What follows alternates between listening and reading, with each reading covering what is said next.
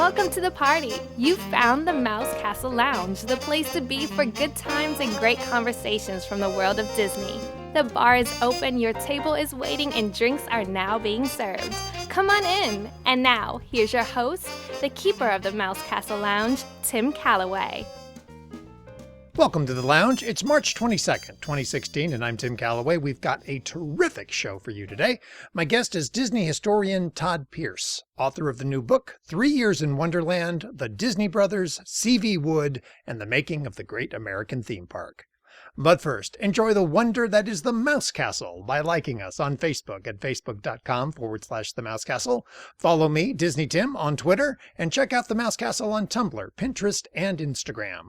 Share your questions and comments with us by emailing podcast@themousecastle.com or call our listener line at 702-475-5MCL. That's 702-475-5625. And of course, you can always visit the blog at themousecastle.com, where you can download the free Mouse Castle Lounge app for your mobile device. Just click the pic that says, "Get the app." There's been a lot written about the birth of Disneyland and how Walt's eponymous theme park emerged from the Anaheim orange groves in the 1950s. We've all heard the myth-making official version, Walt visualizing his dreams from a Griffith Park bench, the struggles to finance Disneyland, the struggles to build it, and especially the chaotic, near-disastrous opening day. But have we ever really gotten the complete story? Disney historian Todd James Pierce sets out to do this in his fascinating new book, 3 Years in Wonderland. Todd's book digs deep to chronicle the evolution of Disneyland from its humble early concept as a family park adjoining the Walt Disney Studios to its ultimate success as a one-of-a-kind themed destination. Along the way, we meet the people who made Disneyland a reality. Walt and Roy Disney, certainly, but also an often overlooked character, C.V. Wood, or Woody, as he was known to his friends. Woody was Disneyland's first general manager and a key player in the park's development.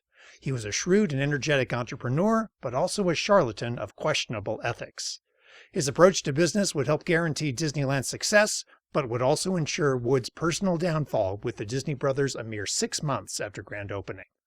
Todd spent 9 years researching his book, with much of the content culled from more than 150 interviews.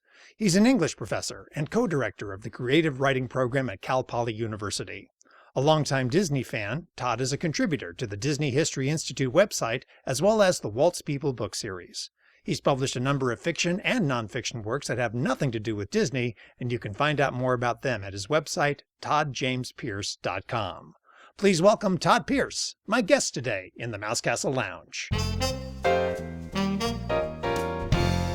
How you doing today, Todd? I'm doing good. Thank you, Tim. How are you doing? Doing fantastic. Thank you. I really enjoyed reading your book, 3 Years in Wonderland. This is kind of, I guess, the untold story of the early years of Disneyland. And I'm a little curious because one of the key players in this book is C.V. Wood, who was very integral to the development of Disneyland and its early management. However, not a lot has been written about him. And my question is, did you set out just to write a book on the early days of Disneyland, or was this mysterious aspect of C.V. Wood, is that what really drove you? I didn't start there. When I started on the project, I wanted to take a look at Disneyland and the other theme parks in the 1950s, because there's a lot of crosstalk between them. And the more I got into the project, there was a number of things that became pretty apparent very quickly. That the Disney story had been told by the people who worked for Disney for decades. And so when the Disney story became, interesting and relevant, which was in the 80s, around the time of the 25th anniversary, that's when there was more of public interest in how Disneyland had come to be. The people that told the story were the people that had worked for Disney for 20, 30 or more years, and they had a very unified story. And that's the story that I think most people know. That's the story that was picked up by the e-ticket. They went out and kind of scouted up those people who had long histories with Disney. And as I got into this project, I realized, well, that's one unified version of the story, but there's this whole other story. There's a whole other half of it that no one's ever gotten into. When I started to sit down and write the book, I told my agent I thought it would take about 8 months to put it together, which was, ludicrous. If I would have known it was going to take 8, 9, or 10 years to do. Oh my God. I would have never started. But I thought what I was mainly going to be doing was researching and synthesizing, that I thought most of the firsthand research had probably been done and probably been done well. And some of it had, but it had almost exclusively been done with people who had a long-standing career history with Disney Company. And it hadn't been done with people that designed the park, built the park, and opened the park and then left. Many of the important designers for Disneyland were project-to-project artists. They were brought on like they would be brought on for a film for the project, and at the completion of the project, they then would move on. A few of the people like Bill Martin did stay and stayed for decades, but that was the exception. That wasn't the rule. Most of the people left. And so once I realized that, I realized, oh no, this isn't a project of synthesis. This is a project of original work where I'm going to have to get on planes and get in my car and spend a whole lot of weekends going and talking to people and recording interviews to kind of figure out how the larger picture worked. And the stories that the people had who didn't stay with Disney are very different than the stories from the people who did stay with Disney. The other thing that became very clear is that the figure that was missing from the story that got regularly told by Disney was C.V. Wood, and that was the first general manager. He was extremely influential in how the park was created and built, and he had, as you know, some personal run-ins with Walt Disney and the Disney brothers, and he was moved out very quickly, but he left a lot of his people there. He had a core team of people, many of whom who had grown up with him in Amarillo, Texas, and some of them stayed with Disney up until the 90s. And so that core team that had C.V. Wood's ideas, that group hadn't been explored very well at all. What was it about C.V. Wood that I guess you could say kind of remained a mystery? One of the things that you note early in your book is the fact that when you contact Disney for the official version, it's not just that they don't have a lot of information on them, it's that they don't want to talk about him. I think this probably came out of two lawsuits. They're alluded to in the book, but there's two lawsuits that come out of C.V. Wood and Disney. The first lawsuit has to do with Woody selling the exclusive souvenir rights to some people that he knew in business, probably for some personal advantage. The second lawsuit that comes out is that C.V. Wood represents himself as the master planner of Disneyland to other people that are looking to build theme parks elsewhere in the country. He gets sued for that. He repeatedly tells people that it was the team of C.V. Wood and Roy Disney. They were responsible for creating Disneyland. He removes Walt out of it. And it's more likely for those legal reasons that Disney has suppressed the story, I would guess. Mm-hmm. I also think that it's so far in the past now, it is 60 years ago and more, that it's just that it was suppressed a long time ago is the reason why it stays suppressed now. Mm-hmm. How did C.V. Wood and the Disney brothers cross paths in the early development days of Disneyland? Quite by chance. C.V. Wood was a little bit starstruck when he was a kid. He was very interested in movies. He was very interested in leaving Texas. He was very interested in kind of connecting with larger popular culture. He was extremely bright, a little bit amoral. Had a little shifty. A little shifty, yeah, that's a good way of putting it. A little shifty. Had his own sense of right and wrong, I think. And so he's interested in moving out to California or moving to a large city center. He becomes the Los Angeles head of the Stanford Research Institute, and he has faked his college degrees. So there's even a time during his life where he claimed to have a PhD. He stopped doing that for a while, but the bachelor's degree in engineering that he claimed to have his entire life, including for Esquire magazine, is entirely made up. He went to school maybe long enough to be at most a junior at any college, but he's bright enough to know how to fake it. And he becomes the head of the Stanford Research Institute. And Walt has an architect friend of his refer him to the Stanford Research Institute as a way of trying to find where to place Disneyland in Southern California. They'd had a couple of misfires about where to place the park, and the city and the area is expanding, and they need some expert advice in terms of how to navigate what's being developed in the state to find a reasonable placement, price point wise, tax wise, utility wise, to build this amusement park. And so Walt has Nat Weinkauf, one of the people who works with him, call over to the Stanford Research Institute. He talks to Buzz Price, who's a researcher there. He's an economist. But it's then Buzz Price and C.V. Wood that come over and talk to Walt and Roy Disney later that week. And that's how they meet. And the Stanford Research Institute was tasked with doing, among other things, a feasibility study on how Disneyland would operate. But how do you do a feasibility study on a project that's never been attempted on that scale before. Well, they did it the best they could, and they were amazingly accurate considering some of their constraints. And so the site study, I think, is the more valuable of the two. They need to know where to put this thing. The Disney brothers had already put in some money towards land in Calabasas at that point on a property that's never built. So they need to know where to put this thing. They realize that they're out of their depth in dealing with the placement of this park in Southern California. But the feasibility study is kind of humorous, I think, because this is going forward no matter what. And the feasibility study is ideally designed to examine that. Is this going to be a profitable venture? Is this going to be economically feasible? And so this is going forward no matter what. And so the feasibility study really, I think, is being used to attract lessees and sponsorships to show that this is going to be a profitable business. It's going to be a sustainable business. And so Buzz Price goes around to a bunch of other amusement parks and tries to get people who work there to give them information about how the amusements business works. And sometimes he's successful and sometimes he's not so successful. He gets stonewalled during one of his trips to talk to Walter Knott over at Knott's Berry Farm. Most of his numbers in the final report come from the San Diego Zoo. So there's a large assumption that whatever Disney's building is going to have an attendance model that works somewhat like the San Diego Zoo, which is a really large assumption to make. And so they put this together from different sources as best they can, and it ends up being tremendously accurate, so much so that this becomes Buzz Price's career territory for the rest of his life. As the park was going through its development, I mean, there was a lot of subterfuge and politicking and just outright lie and deny kind of stuff in order for them to even be able to purchase the property. Can you talk a little bit about that, the constant change in how Disney went about to acquiring all that property in Anaheim?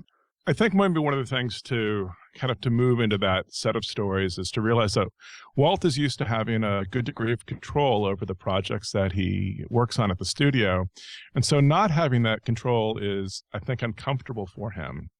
And so he first gets shot down by the Burbank City Council. He had worked with the Parks and Rec Division to develop up plans to use the parcel that's was just across the street from the studios, now part of the freeway system, to develop that into a park originally. But he needs to get approval from the city because he also wants to lease some land to build a parking lot. He doesn't have enough space to have the park and the parking lot in his final plans, and he thinks this is going to be a pretty easy walkthrough because he has the support of the Parks and Recs division. And then it was a fairly modest Mickey Mouse Park, as it was called.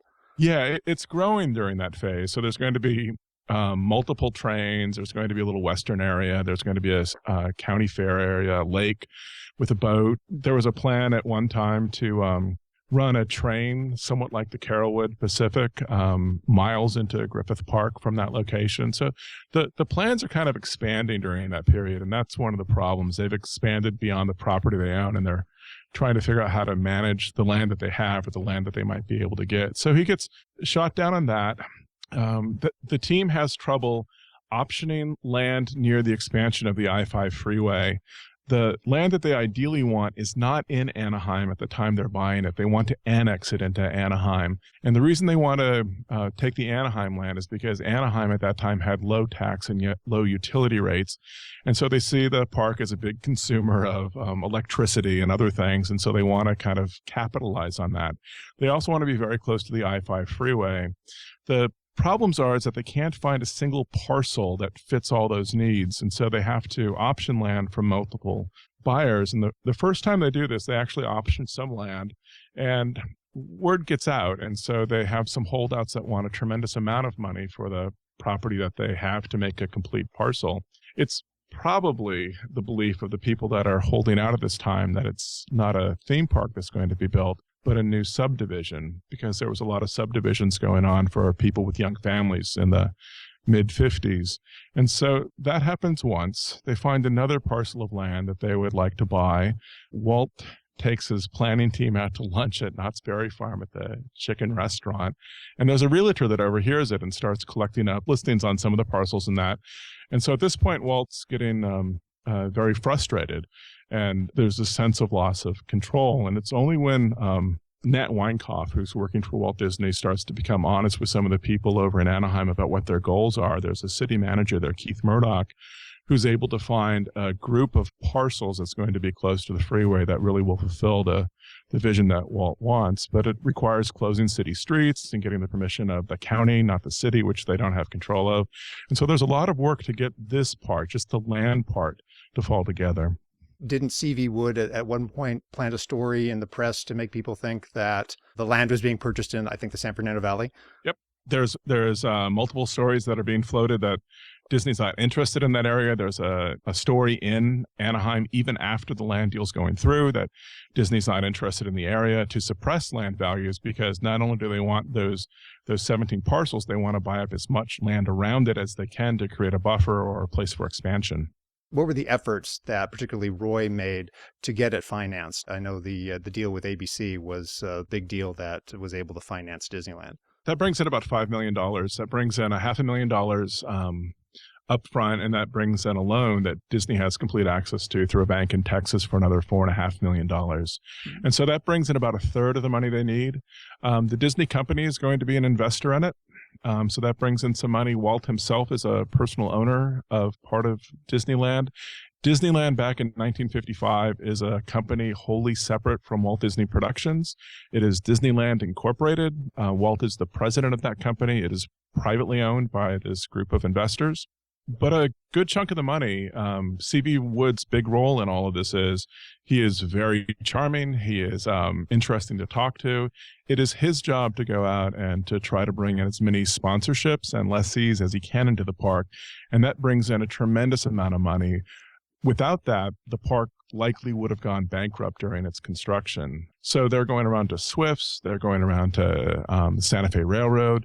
They're bringing in millions of dollars, which is helping to bankroll this to get it open. As construction started, you kind of alluded to it earlier, Walt was used to giving a direction or giving an order and seeing it done. It wasn't that easy for him working with the various construction contractors, was it? It's highly unionized. Walt has some issues with unions at the studio in the 1940s. It's highly unionized. There's kind of a larger complication that's going on here. No one really knows what the park's going to cost. And Bruce McNeil, who has a construction firm, puts in a lowball bid to grade the land, to prepare the land for construction. He doesn't put in a construction bid. He puts in a lowball bid to prep the land, because he's pretty sure that if he's there on site, that he then can find a way to make it profitable for himself to build the rest of the park. And so he puts in this lowball bid to grade the land, to prepare it, and then he puts in a cost-plus bid to build everything else. That is, he doesn't know what it's actually going to cost, but it's going to cost Disney cost plus a profit percentage to build it. And so the cost of the park really has no reasonable boundaries. It's going to keep going up regardless of, any early negotiations. It goes up a couple $1 million a month in terms of its cost, month after month for a while. It's a tremendous amount of stress. There's stories of people that I talked to that, remember Walt from those months, May and June. And it's a very frustrated Walt Disney. It's not the calm, reassuring Walt Disney of TV. It's a person that knows that if this park doesn't come off, if it does not open during the summer season when there's still money to be made, it will probably go under, and there's a good chance it will take the studio under with it. And yet you note in your book that counter to Walt being the eternal optimist, he wasn't. He was very concerned about it, but C.V. Wood always kept an optimistic outlook on the project. C.V. Wood wanted to cut corners. He was pretty sure that America would be drawn to spectacle, and that the spectacle wouldn't matter even if it looked a little cheap. And so he believes that people, probably more so than Walt, want to live in this cinematic environment. This is what C.V. Wood does for the rest of his life.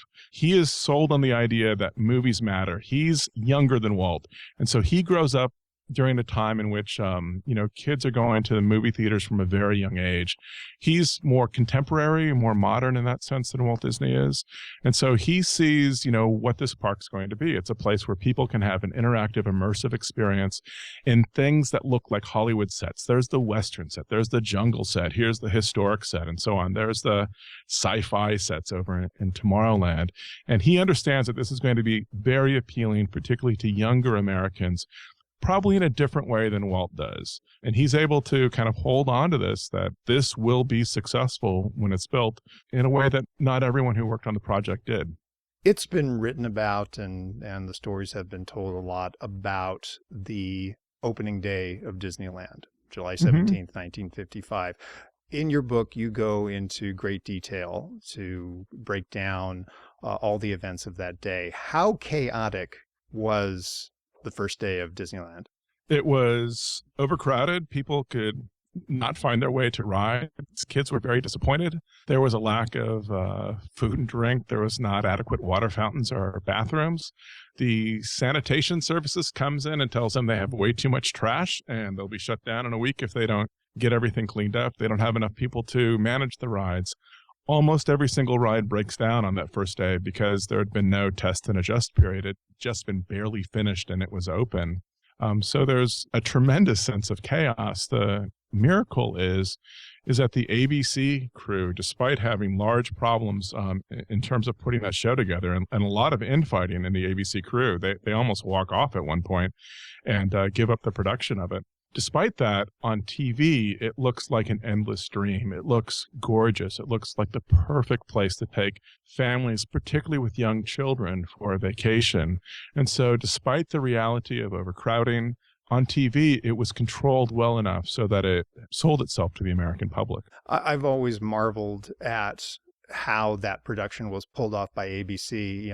Of course, not having the technology we have today with, portable handheld video cameras and all of that.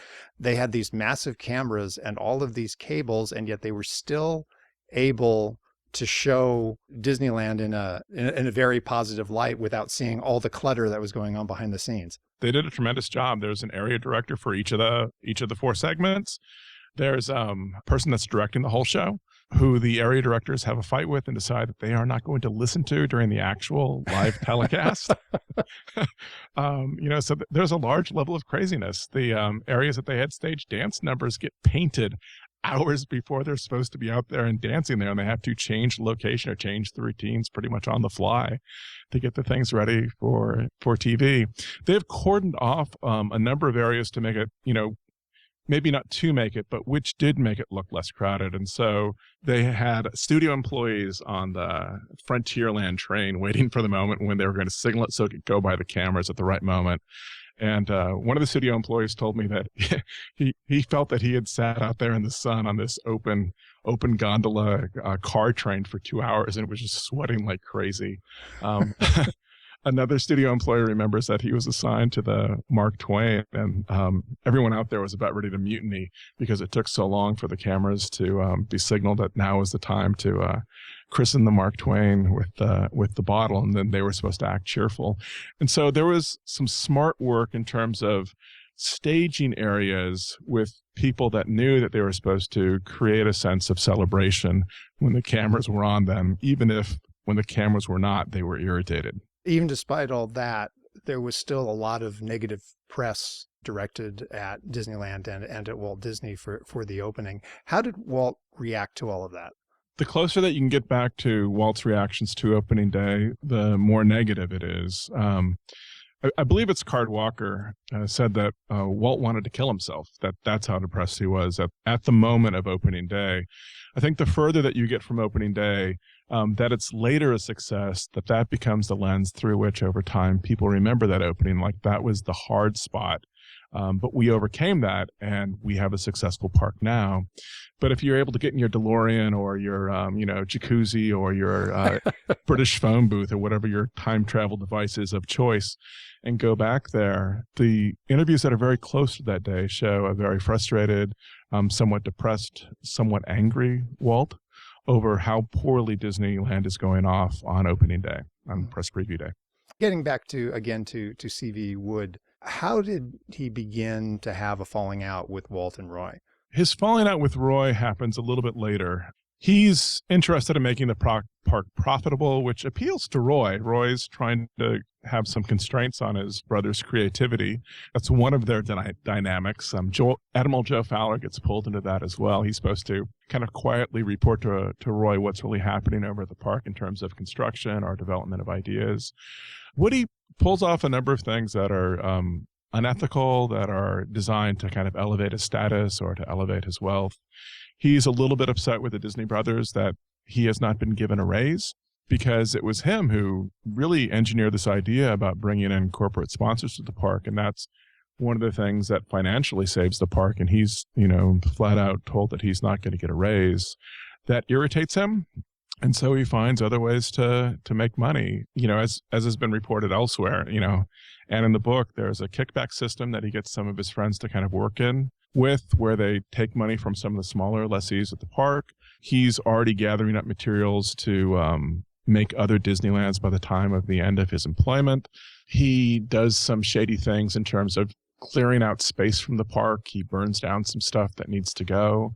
He gets into problematic situations with members of Walt's extended family. He badmouths Walt to Walt's son-in-law, and that doesn't sit well. So there's a lot of things that, are getting in the way of this being a reasonable working relationship. He's also brought in a tremendous number of his own friends from previous business ventures, from his childhood, from his time in college before he just decides to stop going. And so he's surrounded himself with this kind of power structure. And I think this is very threatening to Walt in particular, that C.V. Wood has amassed his own kind of company within the company that report to him.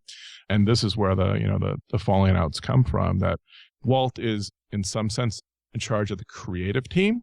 Woody reports to Roy, who hired him, and Woody, C.V. Wood, is in charge of the business operations team, and he's not deferential to Walt. He'll report back to Roy and tell Roy what he thinks is a good idea or what he thinks is a bad idea. Woody's very interested in the bottom line. Walt's very interested in artistic expression, and there's a big clash in there in terms of how they want to create the park. C.V. Wood eventually departed the company, but he continued to do work in the amusement park industry, and it was a reminder to me, because I knew that his name was familiar from somewhere. I live in Las Vegas, and I travel a lot in the Southwest. I totally forgot that C.V. Wood was the gentleman responsible for bringing London Bridge to Lake Havasu. Yeah, he develops Lake Havasu with Bob McCulloch. Mm-hmm. He's tremendously successful for the rest of his life. It has this kind of like shady dealings aspect every time I go and talk with people that worked on one of his projects.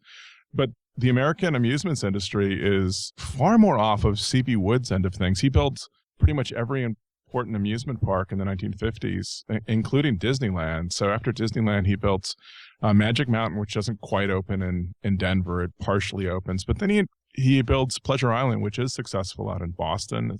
It's in Wakefield, Massachusetts, just outside Boston. Then he builds this massive park just outside of New York in the Bronx called Freedomland. Go online, find photos. You can put photos of certain parts of Freedomland right next to photos of Disneyland, and it's very hard to tell the difference. He's overseeing the development of the first Six Flags park in Texas. There's all kinds of parks that he's interested in developing because there's money involved with it. He's has a consulting firm that gets hired to create bird's eyes and site plans and conceptual art. So he designs to that level a number of parks that never get built or never get financed in the country. But he follows the baby boomers. He's very smart about this. He knows that there's kind of a wave of people coming through that are going to be interested in family amusements in the 50s and early 60s. And then he follows those people into the 60s. And what he does in the 60s is he builds these cinematic planned neighborhoods. Lake Havasu is one of them, that has the English Village and has the actual London Bridge spanning a portion of the river that they actually built so that it would go over the water. They construct the bridge over dry sand and they move the water underneath it later. And so they have this idea that people want to have dramatic environments around them, which is very much the impulse of the theme park. And he builds a number of these. Fountain City, he finds ways to make kind of dramatic icons out of residential neighborhoods. You yourself are a Disney historian. You've written a number of books and are very much involved with Paul Anderson and the Disney History Institute. Where did your interest in Disney and Disney history start? My grandmother worked for the company over the park until she was 80. I spent an ungodly amount of time over there when I was a kid. What did she do at the park? She managed the Hallmark store back when it was a Hallmark store. She loved being there. She stayed on until she was 80. And by then she was going in a couple nights a week. And, this is still when the park is not packed to capacity every day of the year. And so she'd go in a couple days a week in the evenings because she liked being in the environment. I loved my grandmother. I had a terrific time over at the park. There's probably some years where I just go and hang out with her for dinner or just go and wander around. I found it a very peaceful environment, the controlled environment of it. Maybe 50 times a year going for a few hours when I was younger. And so it became, part of the culture that I valued and that I liked to have around me. It was, part of what my family did. When did you start to realize that you wanted to know more about the company and how it evolved over the decades?